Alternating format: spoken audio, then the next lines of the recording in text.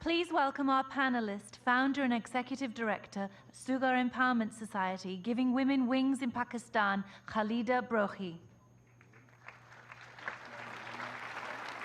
Lead singer of U2, co-founder of One and Red, Bono. Chief Operating Officer, Facebook, Sheryl Sandberg. Founder and chairman of Mo Ibrahim Foundation, Mo Ibrahim. Managing International Monetary Fund, Christine Lagarde. Please welcome back our moderator, Bill Clinton.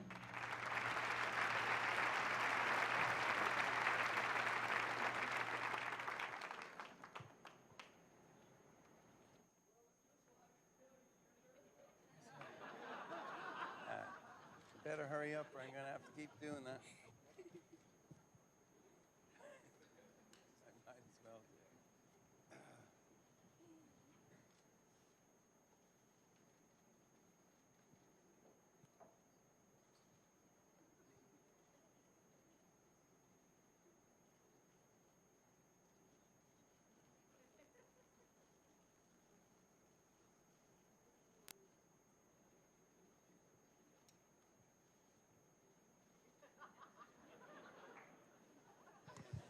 When I first met Bono, he walked into the Oval Office, and I thought it was a member of his own road crew. He wasn't really dressed right. Actually, I felt like the rock star on that occasion. But together, you know, we did this drop the debt thing, and my God, there's 51 million children going to school in Africa because of the drop the debt thing. That's pretty good, isn't that right?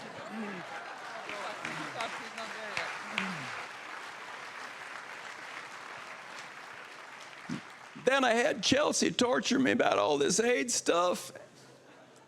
And you know what? We got to work on it. And, you know, the foundation did incredible work. And right now, we got affordable AIDS drugs for everybody all over the world. So these talking shops sometimes do come good.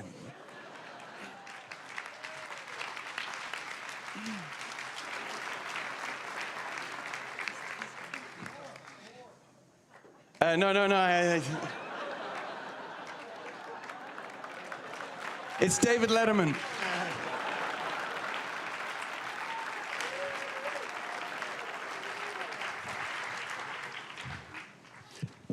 I must be really easy to make fun of. You should have been like, I once went to Africa with Kevin Spacey and Chris Tucker. And we were at an event in Johannesburg. And we got everybody to close their eyes. And we stood together, and I opened with a sentence. And then they would say a sentence, each in turn. And we just kept rotating. So anybody can make fun of me. Somebody come up here and run this panel, and I left my notes back there. I had to go get my notes. I'm sorry. So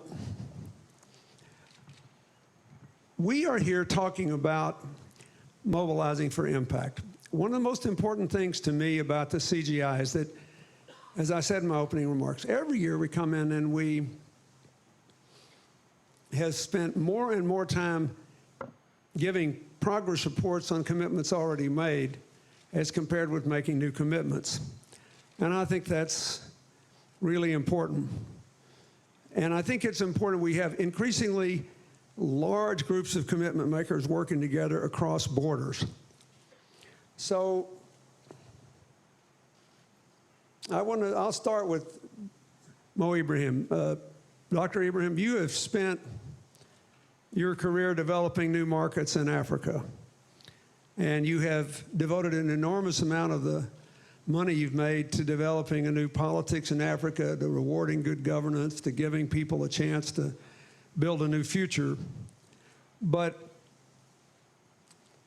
I would, even though you've got hundreds of millions of Africans who have mobile phone service now, one of the things that's most frustrating to me is that there are so many examples, including, I plead guilty, the work we do in Africa, which have a huge impact on a few people, and still relatively few examples of being able to take good things to national scale or across national borders. So how can we mobilize to do a better job of that? How to mobilize? I really think a few things needed to be done. Broadband is still a major problem in Africa. There are 3 billion people without access to the internet. Quite a good number of them in Africa. Actually, I sit I'm a commissioner on the Broadband Commission, which bringing together telecom companies and governments in partnership with civil society trying to produce that. It's really unfortunate that the internet giants are totally absent from this. We need to understand that the most important thing really, and the most difficult thing, is the physical layer. Without cables, without fiber optics, microwaves, satellite, there's no telecommunication. You know, there's no Facebook or Google, because their business is built on that. And I was very surprised. Last year, I invested in a company called O3B, an American company, the other $3 billion. It's a business. It's an American business, raised $1.5 billion to put satellites over Africa to provide broadband. And my fund put $30 million, which I'm sure we're going to make money on it, because any investment in Africa really makes money. That is advice for all the business people here. I was so surprised to find a company like Google put $5 million. $5 million is a profit they make every second, maybe. And that's what they put in a business, which is essential for their own growth. I call that stupid, really stupid. And I was having a go at Cheryl, actually, yesterday. And, but she told me they are launching internet.org. And I said, that's good, but you need to speak to your colleagues, and you really need to do something about this. That's important to build really that physical layer. Otherwise, no connectivity. You want to mobilize 1 million Pakistani women. So you seem to have given, I read all that I could read about you seem to have given real thought about how much you can do from one year to the next and how to make it work. So one of the things I think is important when people want to mobilize for impact is that they pick realistic but ambitious goals and then have a system. So tell us, did you just pick 1 million because it sounded good? Did you take 1 million because you thought it could change the society? How did you pick the number, and how did you pick the time, and how are you going to use the time to hit the number? Thank you so much. I think I could have chosen a bigger number, but I think this was more realistic for me. And we might go beyond that. And the first thing, 1 million, came to my mind for the next 10 years to come is because I can believe now. Today when I'm here, 20 days ago, I was in the mountains in my home, celebrating my brother's engagement, indigenous dances around the fire. We have no electricity. We have no other resources. And today, I'm sitting with you, Sheryl Sandberg, and all these amazing leaders from all around the world. I believe now. So I think we can actually do everything that we believe in.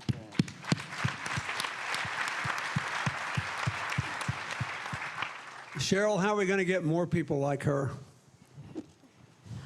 We're going to invest in women, and we're going to recognize that women need to lead. So it's the perfect stage to do that, because no one has done more than your wife, Hillary, and Chelsea is joining her to do this hugely important work.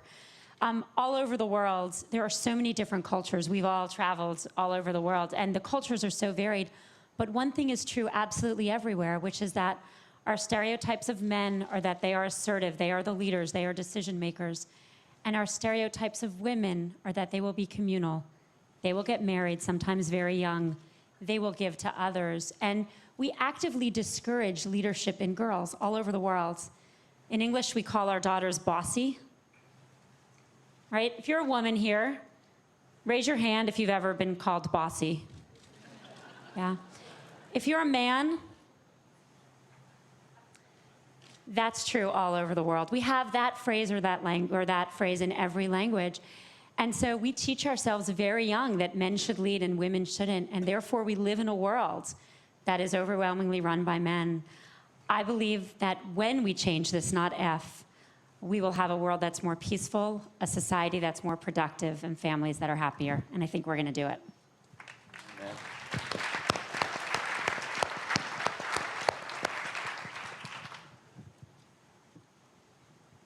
I want to ask you, Christine, when you became the leader of a great international organization, it was basically known before you showed up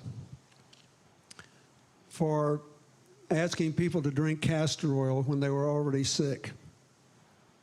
And you decided that in order, not that people should abandon financial discipline and ignore the imperatives of economics, but that the million stories in Pakistan somehow had to have a way to come out. What is the role that international organizations should be playing in working with governments and the private sector and the NGO to do this? You made an economic, but I think also a political and a personal judgment that the stories of the people out there had to have a chance to flourish for the economy to recover. And I think it's worth your telling that to people. Why did you do it? How did you do it? And you clearly changed the direction of an institution, and I think you've done a dramatic amount to change the image of it in the minds of ordinary people walking around across the world. Thank you very much, Bill, and thank you for having us here. Three things. One is, when I started the job, I looked at the purse, and I thought, given the mess that is out there, I need more money. So I went about to get at least another $400 billion. And my target number was 1 trillion. Because as unfortunate as it is, if you don't have big numbers, people are not overly impressed with you.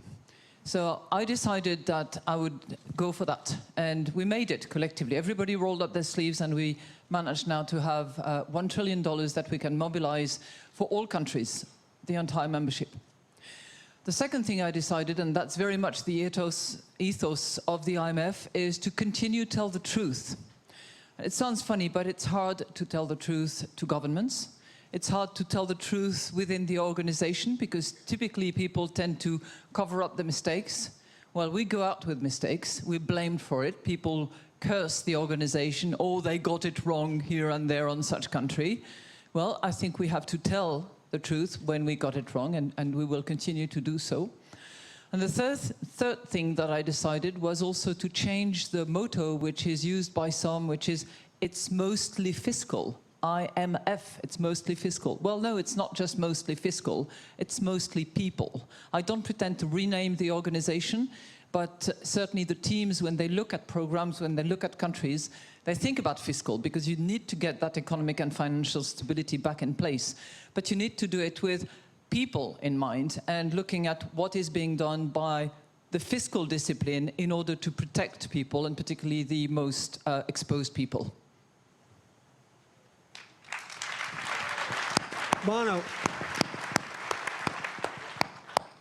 when the Global Fund was set up, the Global Fund on AIDS, TB, and Malaria, it was supposed to be one of the first really powerful examples of mobilizing for impact, the topic of this meeting. And among other things, people thought that you'd have a new international organization that got lots of money from governments, but also got money from other non-governmental sources. The Gates Foundation has given them a ton of money, for which I think we're all grateful. But there was no opportunity for just an ordinary citizen to have an impact on a big challenge like AIDS, TB, malaria by partnering with a mammoth thing like the Global Fund until RED came along, your campaign. So I believe it's true that except for the Gates Foundation, you've given more money than any RED has than any other private source to the Global Fund. And you're not the Gates Foundation, you're giving the money of millions of people. So tell these people how you decided to do that. How did you decide to do RED, and how did you decide that you would give this money to the Global Fund? Thank you.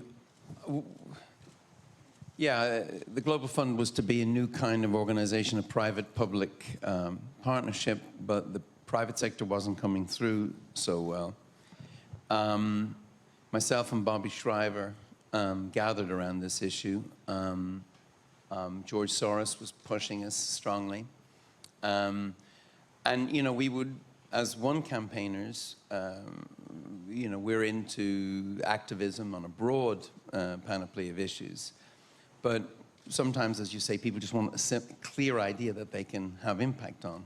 So we thought perhaps raising funds for the Global Fund might work. And I think we're at 215 million to date, which is incredible. And I should thank you know, the partners. There's too many of them to thank, but Apple certainly lead the crew. But there's Damien Hirst had a bunch of artists who got involved. Starbucks. It's incredible the amount of partners we have. But I think it's important to say that the reason we came up with RED was not just to raise money to get pills for people who would die without those pills. It was to create heat on the issue of HIV/AIDS. And people would walk up and say, hi, you know, it's great, your cause, I love your cause. And I would say, actually, 6,000 people dying every day of a preventable, treatable disease is not a cause, it's an emergency. And we use the color red for that reason. But the heat around that issue was important because lawmakers or appropriations people here in the United States in Capitol Hill would tell us, we're not feeling that issue at home. So to get RED into shopping malls, in Gap stores, to get it on Oprah Winfrey, to get, you know, this really started to turn up the heat on the issue. And that's where the real money lies. So the real money lies in government, not really in private individuals, as Bill Gates discovered with the deepest pockets in the world. He said, I can't fix this problem, so we need a multilateral mechanism to do so. So that's what RED was about, but the companies deserve the credit for this, and the people who walked in off the street and said if they wanted you know, a blue iPod or a red iPod, they chose the red one because they knew that would count. That was the simple idea.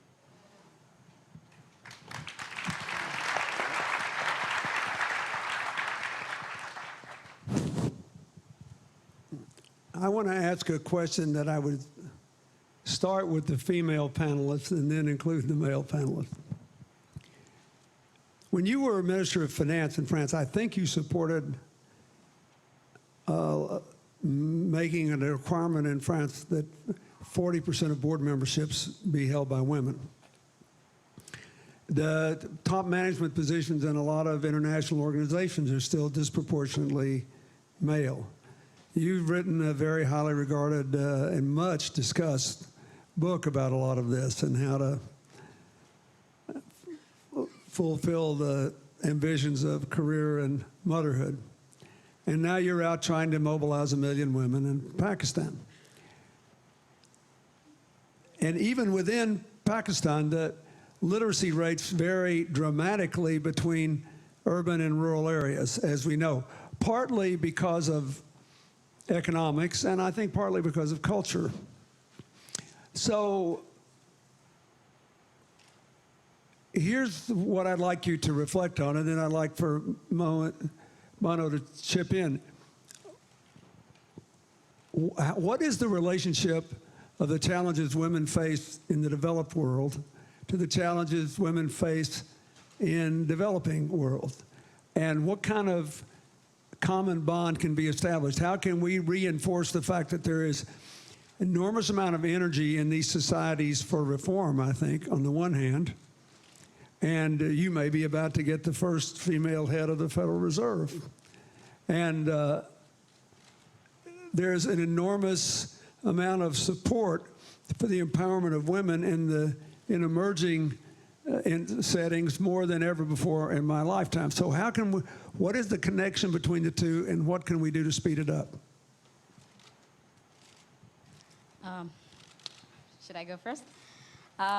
So the connection, I think, coming from where I am in Balochistan part of Pakistan, which borders with Afghanistan and Iran, I had no idea one day I would be sharing the stage with wonderful leaders, and I would be going around the world and speaking about our life and how we can mobilize people for change. The connection that I'm seeing with my travels and meeting people is overwhelming, where people have the same passion. We have the passion to become empowered, and people who are already developed, and women that I'm meeting are already developed, are willing to make that empowerment happen. I've had mentors from all around the world who supported me in becoming who I am, and who has encouraged me and to face a lot of issues. It's been 8 years since our work to fight honor killings of women in Pakistan, and it's never been easy. And I've had a lot of encouragement and support from people who've already been in developing countries, and I believe the connection starts from there.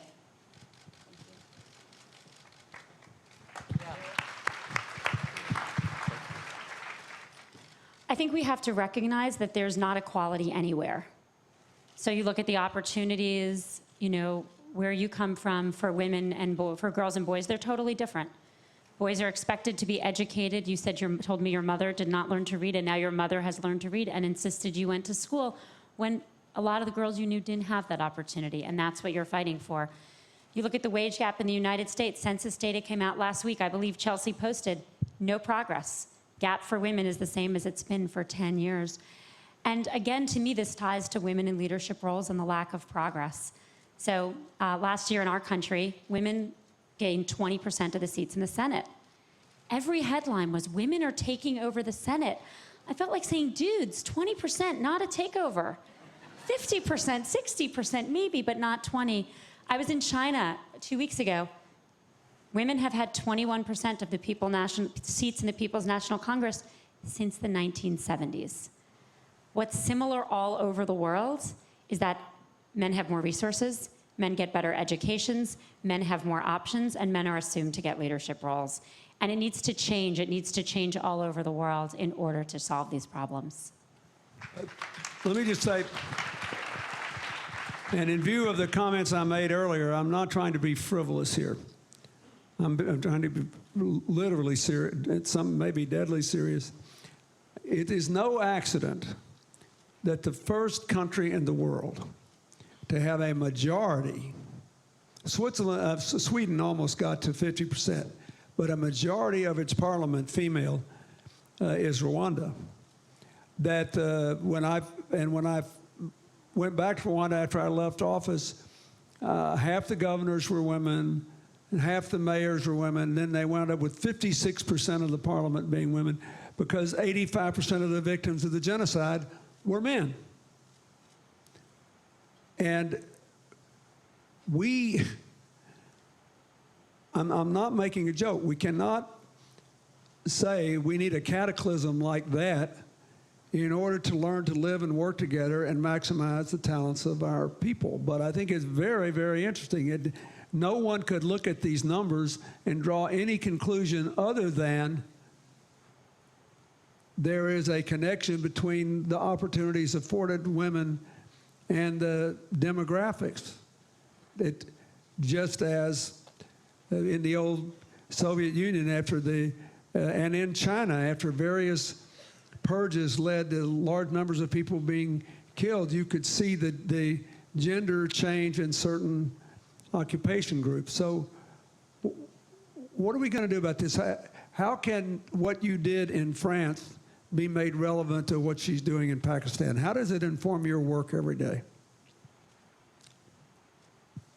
Just a couple of things. Rwanda. I was with President Kagame yesterday. It's now 2/3 of the parliament that is composed of women. So it is lasting through the post-genocide moment. But your point is correct. In every crisis, you see women rising. Financial crisis, take the example of Iceland. I don't know, there are probably few of you from Iceland. The banks, the funds, the government, everything was taken over by women. So when it's messy, you get the women in. But when the mess is sorted out, keep the women. They are no threat. They are no threat. We just published a study yesterday which is about women's contribution to economic growth. It can be very significant. And women are not a threat. And then I'd like to quote somebody who said, I believe one day, it's the economy stupid. Well, it's the education stupid, because women have to be educated. I will say, this, in my adult lifetime, this may be the period, because of this maddening, stagnant growth in the developed countries, the richer countries, this may be the period when there can be most common cause among women across income lines in various countries, not just for feeling and emotional reasons, but because they actually share a common destiny. If you look at Japan, and if you assume that the Japanese are not going to rewire their whole society to embrace immigration anytime soon, something they have been loath to do, nor are they all of a sudden going to start having 4 babies a family. The only way they can get out of the economic limitations their demographic trap imposes on them is to get more women in the workforce on equal terms. I actually have been very impressed with Prime Minister Abe's leadership and his aggressive economic policies, but in the end, they will not work and will not adequately contribute to Asia and the world's economic recovery unless he can find a source of fresh labor. And the only option they have, given their birth rate and their position on immigration, is to get the women into the workforce. So now you've got one of the wealthiest countries in the world actually sharing a challenge that Pakistan has. But credit to the Prime Minister. Yeah. He's making daycare centers one of the focus of his stimulus package, and that will go a long way in helping Japanese women to access the job market. But I'm just saying, I think this is a good thing that you can have at various income levels. It's as nearest thing as you can get to a miracle cure in countries at all income levels. Yeah, one thing we're campaigning for in Africa is the issue of land ownership, land title. Africa is, agriculture is the most important factor in our economy. 70% of our people live on the land. Who does agriculture in Africa is women. Men don't do agriculture, it's women who do agriculture. The state sits on the land title. These women have been tilling the lands for hundreds of years, and the state refused to give them title for the land. Without title to the land, they cannot monetize their assets. They cannot go to a bank to borrow money to buy seeds or buy products or fertilizers or whatever. And that is holding us back. That is very important issue. It doesn't cost money. It's so simple.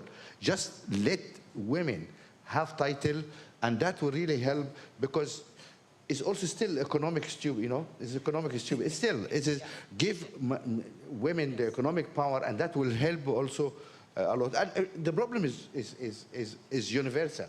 It's worse in Africa maybe, but even here, this country is still waiting for its first woman president, I guess. Are you standing up, madam, or? I don't know, but it is a universal problem, yeah? It's not only us, you have the same issues. Some of them. That's true, and let me say, we've never actually explicitly dealt with this at CGI, but they're now, world's moving towards 7 billion people, and we'll soon have 9 billion by the middle of the century.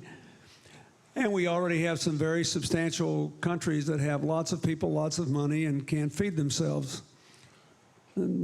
China, Saudi Arabia, and a lot of people in those countries and supporting them believe that the answer to this is to go to the continent with the most arable land, not fully utilized, Africa, and throw all these smallholder farmers, mostly women, off the land, compelling them to move to cities where they don't have ties, they don't have to, and wrecking the fabric of life in a lot of these rural communities on the theory that this will lead to great agricultural efficiency. And one of the things that I am trying to do with whatever years I've got left here doing this is to prove that that does not have to be done, to prove that these smallholder farmers can dramatically increase their productivity, their contribution to their nation's economy, and feeding people. And we have, all I can tell you is, if you want to do something to empower women that's not glamorous, figure out a way to do what we're trying to do in Malawi, Rwanda, and other places. Help them add to the value of the food dollar. Help them increase their productivity. In Malawi, we have this anchor farm with 400 and something acres, and they serve 21,000 small farmers, almost all women.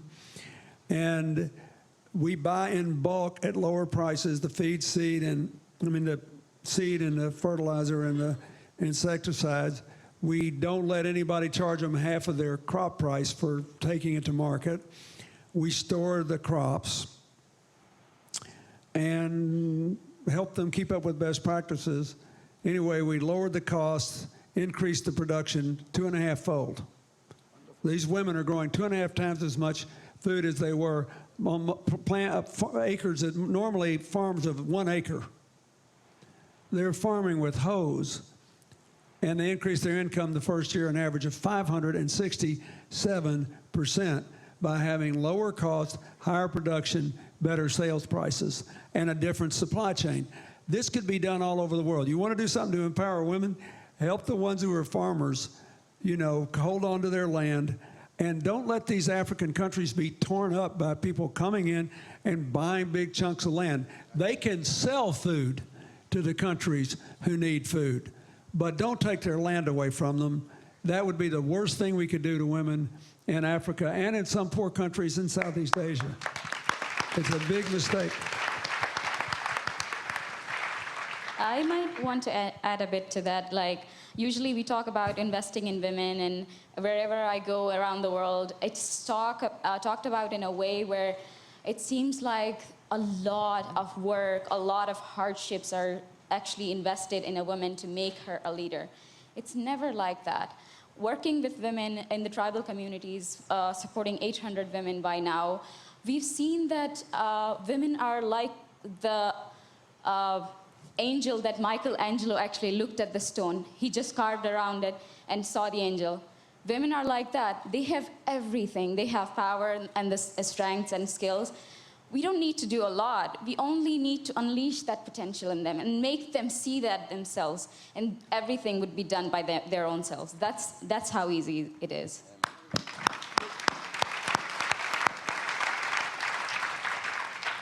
I wasn't going to do this when we started this panel, but you were so good. I think you can tell us something that we're all sitting there thinking. Everybody here is very impressed with you and what you're trying to do. Everybody here desperately wants what you're trying to do to work, not just in Pakistan, but in other similar settings. And they're all sitting here thinking, no matter what we do, if we help her, is Pakistan so riddled with political and religious conflicts and economic corruption, or at least confusion, that in the end, the impact of her work is going to be limited? Do you feel threatened by political violence? Do you feel oppressed by political dysfunction? Or do you feel free because there's a vacuum out there that you're filling? And if 50 people in this room want to help you, want to give you money and help you get to your million target, can you safely do that? If 50 people from here help us, we are halfway to 1 million women. Yes, we can do it. We've been bombed at our office. We've been attacked in many ways. There's been times when we had to go in hiding and stop our work in some point where it was impossible. But it's been 8 years. It's not just been a few days or weeks. Because of the consistency and persistence that my team and I had on this, I believe that so much can happen. And I would like to actually share something with you, with all of you here. Growing up, I've cried a lot. I've seen things going from mountain areas to Karachi for my education. I saw the differences between the two places. Karachi is a big city, and Balochistan is mountains, and we have sheep and no electricity, and everything works in a very tribal way. I saw that my cousins are getting married very early age, 9 years of age, 11 years of age. My mom was married at 9 years of age. I saw my aunties and neighborhood women being beaten. I saw things happening, and I could not make sense of it. I could only cry. I would go and hide myself in the house and cry and cry. But a lot of times I would cry in my father's arms, and he would actually say something to me that I would always remember. Whenever I ran to my home and just hugged him and cried, he said, "Khalida, my dear, don't cry, strategize."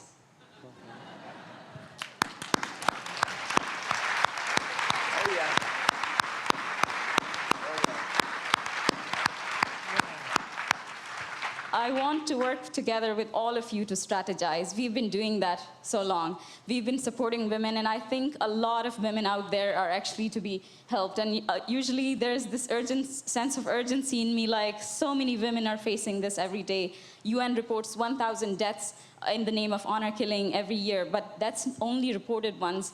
Unreported ones actually exceed to 3,000 every year, which is something that we can control. And I think if we work together, we can come up with a lot of strategies where women can be saved and they can be empowered. Thank you so much. Thank you. We have some Twitter questions here, so we'll just start with yours, and then we'll go to the one for Dr. Ibrahim. So your father, that's a great story. Everyone should have a father like that. But how hard is it for you to find other men who support what you're doing? Do you have a lot of males in your culture who are supporting you now? And if you don't, how are you getting them? Do you have a systematic, do you take them as they come, or are you trying to convert people? I think we had to convert ourselves to actually succeed in what we are doing. Starting from when I was 16, my friend was killed in the name of honor, and being at an age where I was more filled with fire than anything, we started working in a campaign, and we were on the streets fighting against the policies and talking about tribal leaders who are involved in honor killings and all that. But what we faced was opposition, sheer opposition, a lot of opposition. People hated us. They had to kick us out from the village. It took us 2 years to actually launch a campaign and then fail and just lose everything. But then we realized that it was not their fault. It was our fault what we were doing. The way we were mobilizing was wrong. We were actually standing against people's values, people's codes of honor, something they had believed from centuries, something they had understood to be the right way from centuries. We had to go to them in a way where we could actually promote what they're doing, respect it, and also tell them, these are some things that we need to talk about. These are some things that you need to let go. And after that, I remember in 2009, I had to go back to Karachi in a lot of hiding, and I had to quit all of my accounts and Facebook account and all that. But when I returned, me and my team had plans. This time we went to launch a project called Project Apology. We approached these tribal leaders telling them that we are really apologetic of what we did. We actually believe in doing wrong and standing against your values. Let's promote your traditions this time. Let's promote your music, your language, and your embroidery. And we tried to do that by making stories, a book of the stories in the tribal areas, and a CD of all the great songs in the tribal community. But also to promote the embroidery, we made a center where women would come every day to make embroidery. But that's when the real thing happened. when we made the center, instead of making embroidery, the women went through a huge life-changing cycle of enterprise training, basic education, life skills, learning, and everything, and a little bit of embroidery so we could show everybody what was going on inside. We had to keep alive. That's great. So they make these products along with the one that I'm carrying here, along with learning, and a 6-month course which they take. And so far, there are 23 centers all around Pakistan where these women are getting educated. So I think there's a way to actually get them to be on our team. Thank you. Thank you. Oprah, you are incredible. So you see the Twitter question, Mo. What, apart from giving everybody a cell phone, which we know is really helpful to people who farm and fish, and in Haiti, it's been essential for people who didn't have access to banking services, but do now by a partnership with a Canadian bank and Digicel in Haiti. What else can technology companies like Google do? In Africa? That's the question. How can we draw the attention of companies such as Google to technology needs in Africa? How can their money best be used in African communities? The first thing, Mr. President, they can do actually, all these wonderful companies, is to pay their taxes. Before anything, to pay their taxes. That is the first thing really need to be done. Believe me, all those big companies don't pay taxes in Africa. That is just not acceptable. And people need to stand on that issue. And frankly, the whole taxation system around the world is really broken because business gone globals. But our taxation system is still country-based. And then countries compete.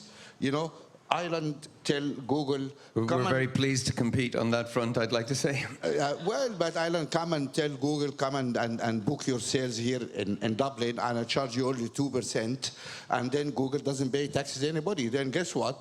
While Cameroon stands up in G20, and, well, it's wonderful stand he took there to really ask for a much cleaner way and forward way. The British government advertises incentives for companies to come and set up headquarters there and to pay less taxes. So this is a race to the bottom, and we really need to address that issue. So what I'm saying is, yes, Africa actually doesn't, we don't want favors from anybody. We don't want to favor anybody. Please stop messing around with our resources. The oil companies or whatever which come and sign secret contracts here and refuse to declare what they pay, this, which you are fighting for with the, you know, the transparency issue, taxation issues. European, Chinese, Korean, and Japanese big fishing fleets come to our water. They suck out fish, big, small. They degrade the floor of the oceans. And with impunity, because we don't have the fleets which can go and impose order there. We don't have the naval forces to do it. That must stop. So please stop the raping of our oceans, our tax system, and let us have a decent relationship. That's all what you're asking for. And keep your raise money. Because we losing much more through the illicit transfer of funds, through the problems we have in taxation systems, and the lack of transparency, in corruption. And people call Africa, accuse us of being corrupt people. I always say for every corrupt leader, there is 50 corrupt business people, half of them sitting here. Well, yeah. Mr. President, can I just come in on this one? What actually Mo is talking about is very, very real, and very real to the months that we're in right now, because the United States, up until this July, was leading in this fight against corruption. As we know, corruption's killing more kids than TB, AIDS, malaria put together. There is a vaccine, it's called transparency, open data sets where we can actually follow the money, find the money and follow the money. And this is, went through Congress here of the United States, the SEC passed it. The American Petroleum Institute has stopped it in its tracks, or at least tried to, this July, by suing the SEC. This is an extraordinary event. And when you say people in this room, I happen to know Exxon are doing an incredible job on malaria. I applaud them. We need corporations. I am no cranky anti-corporate critic here.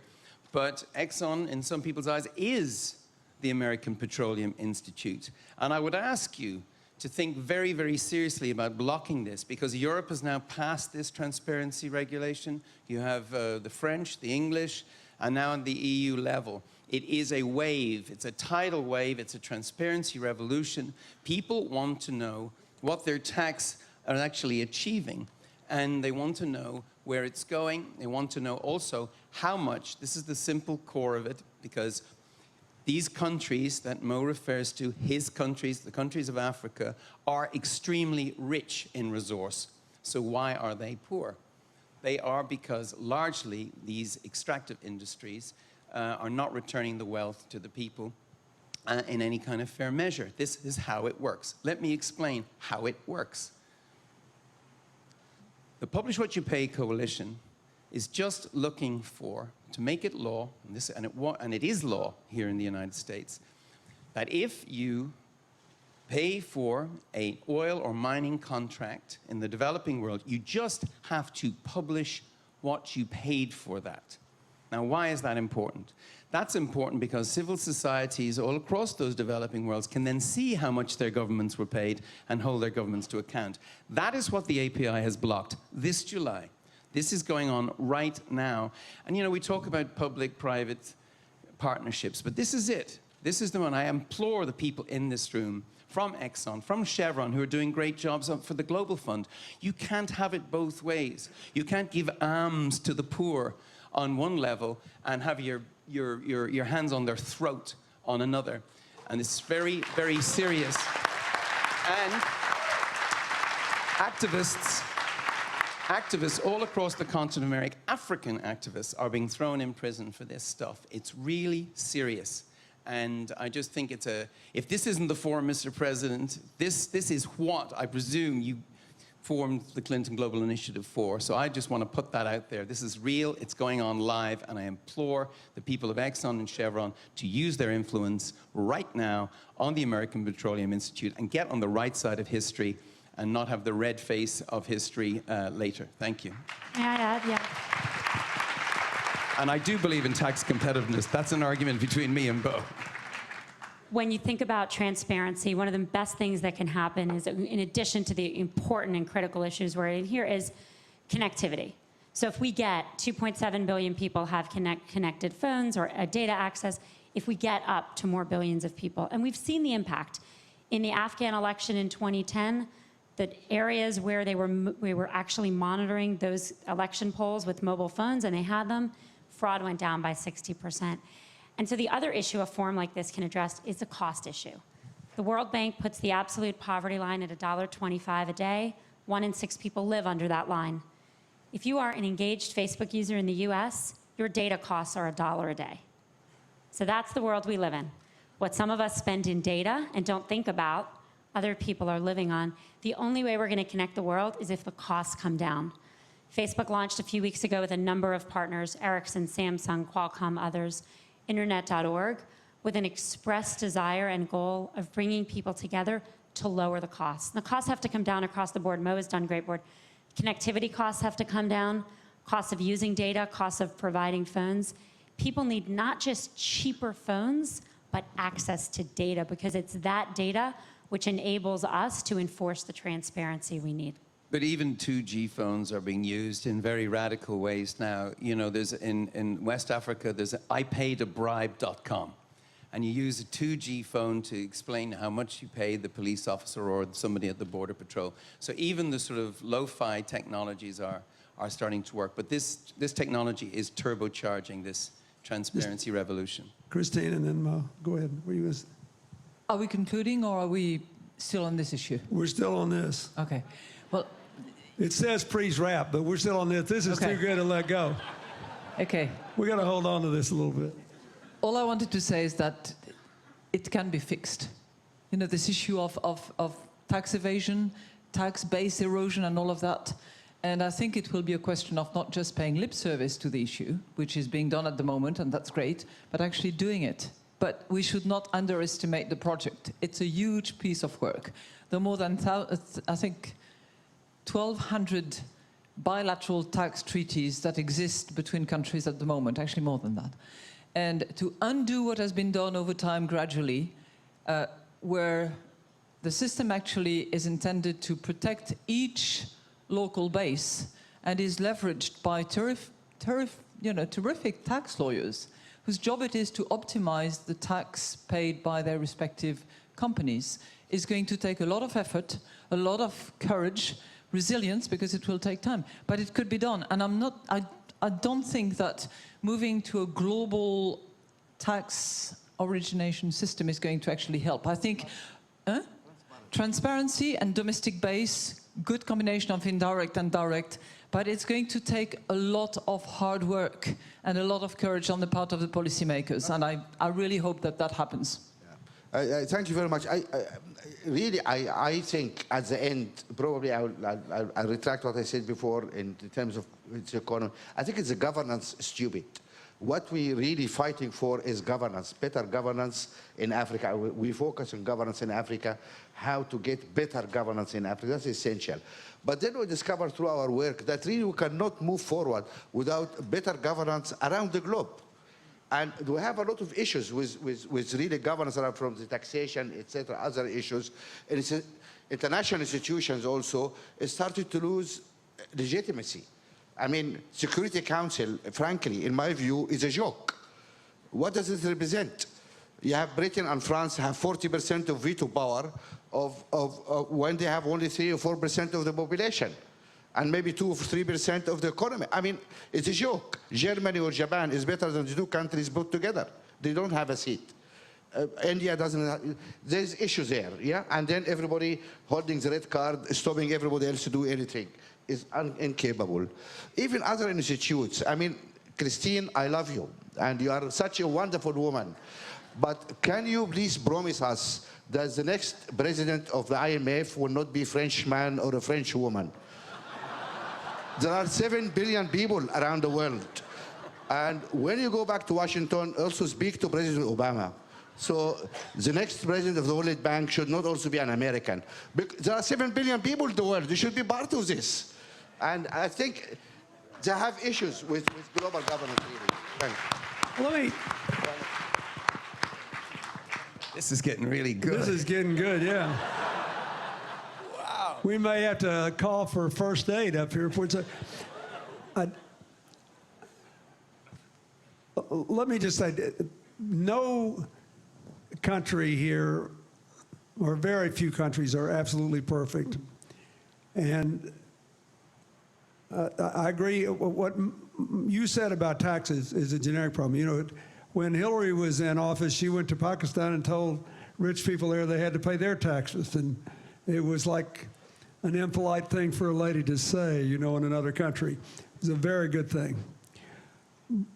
Let me tell you what my experience is. Based on our work in selling the world's least expensive AIDS medicine in 70 countries, and doing agricultural work in a substantial number of countries, and a lot of other things. I agree that we need to get, that the petroleum companies and the resource companies should not be against the transparency initiative. But I also think it is, these companies face a difficult environment if they go into a place where there is locally a culture of corruption, and if they walk away, I'd like to think I'd do it if I were running one of those companies. I'd just walk away. But they think somebody will be right behind them to do the deal and make the payments. So I think still, you can't just put it on the investing companies. There have to be decisions made by the national governments themselves. I mean, there is a reason that Botswana's per capita income was twice that of other countries in sub-Saharan Africa when the whole time I was president, and it had a lot to do with the fact that they were gifted by creation with diamonds and other resources, but they set up a system where everything was transparent. Good governance from the get-go. You knew every time somebody took a diamond out of the ground, you knew who got it, what they paid for it. It was put into a public account. Any person who was a citizen could get on the internet and find out how much money was in the account, where it came from, and when the money was transferred out, how much went out, and where it went. And so there is no question in my mind, to go back to Mo's fundamental point, that the transparency of the home base was even more important than the willingness of the companies to follow the rules. Because, you know, I see this all over the world. We've got to do this. Poor people and their governments have to claim an open, transparent future and know that they will make more money than saying, well, all these companies are going to get payoffs anyway, so we might as well get ours. You've got to do it that way. You can't, I'm all for making all the companies sign off, but all it takes is 4 or 5 in different countries not to sign off to create a continuing climate of corruption. You just have different actors doing it. So I think the national and the global governance is more important to get the transparency. I think it's... But it is complicity. There is complicity north of the equator, and we're very quick to point to the corruption south of the equator. And I just think this is an area in rooms like this where we need to talk about our part. I think Mo is south of the equator like no one else. The Ibrahim Prize, the Ibrahim Corruption Index, he is a warrior in the fight against corruption. But in this room, it seems fair to bring up our piece of that. And these are important companies. They employ people. It's a wonderful, wonderful thing. And I think if something good was to come out of this week, it might be that they just go off and deal with that. It'll be great to announce that next year. Well, look, let me just say one other thing about it. You know, in all the countries in which we work, every one of them, we sign a no corruption pledge. And if it's violated, we leave. And we try to let all the countries buy all the drugs. We try never to handle the money directly. We try to empower people, because if you want people to be free of corruption, they have to have capacity. You know, if your governance has no capacity, you are a sitting duck for corruption. Right? Do you agree with that? Mr. President, the fight is going on in Africa. Everywhere, the rise of African society is amazing, enabled by all these tools, communications, etc., better education. We are fighting. But there are still buckets of dictatorships. Not everybody is like Botswana. And you have a dictatorship somewhere where even the finance minister doesn't know how much oil revenue they have got. It doesn't take, you don't need to be smart to think why. You know why. And then we go out and ask the Americans, ask Europeans, please check your companies. That's because... And your leader's on it. You're actually, the United States led the world. Carden-Lugar was an amendment to the Dodd-Frank Finance Reform Bill. It took great courage for Chris Dodd and Senator Frank to do this. And they did it. And you're way out in front. Europe has followed you. Can you imagine how it feels like? It's a big faux pas to then stop that in train. We have been campaigning in Europe for 2 years. The European Parliament matched them. What do you think the holdup is? That they're saying we're going to give all the business to other countries, companies in other countries that don't care? Well, you were exactly right. The argument, and it's a rational one, is that you advantage companies that haven't signed up. But guess what? Most companies, Chinese companies, Brazilian companies, they're on the New York Stock Exchange anyway. They're on the London Stock Exchange anyway. And as regards to others profiting in the short term, they perhaps will. But this new rising class in Africa, this entrepreneurial class, they will remember who stood with them and who stood against them. And they have company names. And one thing we know from Red and from other places is the consumer is very aware of the power they have in their pocket. They're powerful. People on the streets of this city can decide what products they buy and what products they don't. And they can take on companies who get a bad image, and they will not tolerate it going forward. The consumer is very powerful now and demanding. So we're over time, but Excuse me. Christine's used the last, so I'll let you close. Do you have anything you want to say before we quit? You know what? We circled back to women because 70 to 80% of consumption in the world, in most countries, is effectively decided by women. So I'm sorry to be back to the same point, but women can actually change the world. Thank you. Thank you all.